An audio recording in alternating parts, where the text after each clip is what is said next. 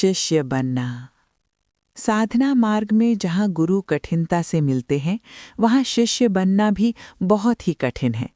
मुख से कह देने से कोई शिष्य नहीं बन जाता। इस काम के लिए तो प्राणों की बाजी लगा देनी पड़ती है। तन, मन, धन और प्राण निछावर कर देने पड़ते हैं।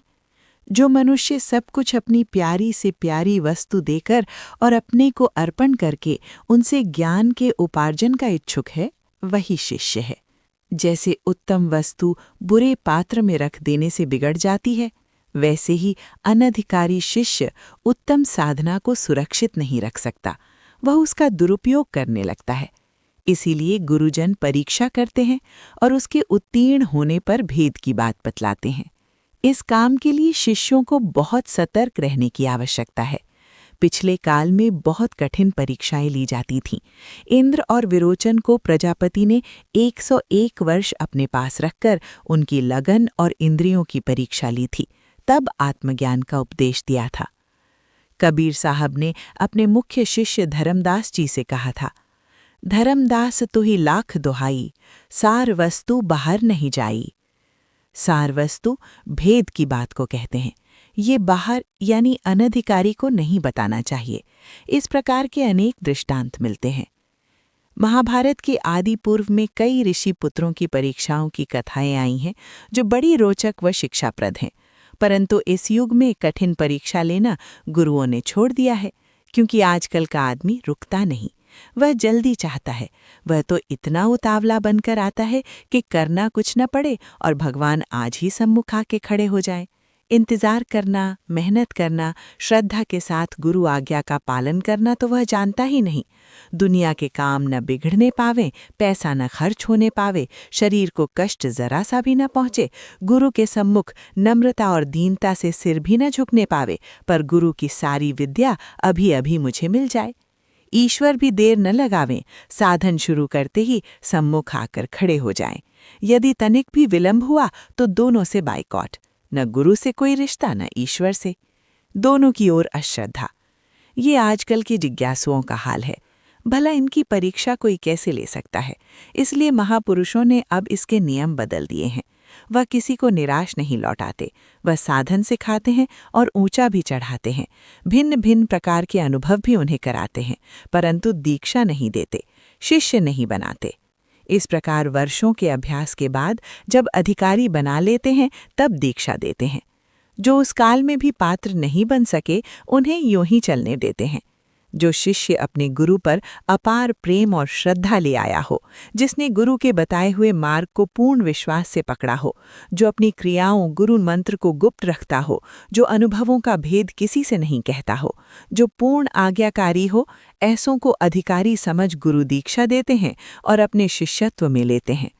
यह सब कठिन है, परंतु धीरे धीरे मन और प्राण साधना और सत्संग के प्रभाव से बदलते रहते हैं, और जिस दिन शिष्य के अंदर समर्पण के भाव उठ खड़े होते हैं, उसी दिन दीक्षा का समय आ जाता है। कहते हैं, साधना के लिए ऐसे विश्वास की आवश्यकता है जो आकाश से भी विशाल हो, समुद्र से भी गंभीर हो, सुमेरु से भी भारी और वज्र से भी कठोर हो। परंतु ऐसी साधना में निष्ठा होना खेल नहीं है।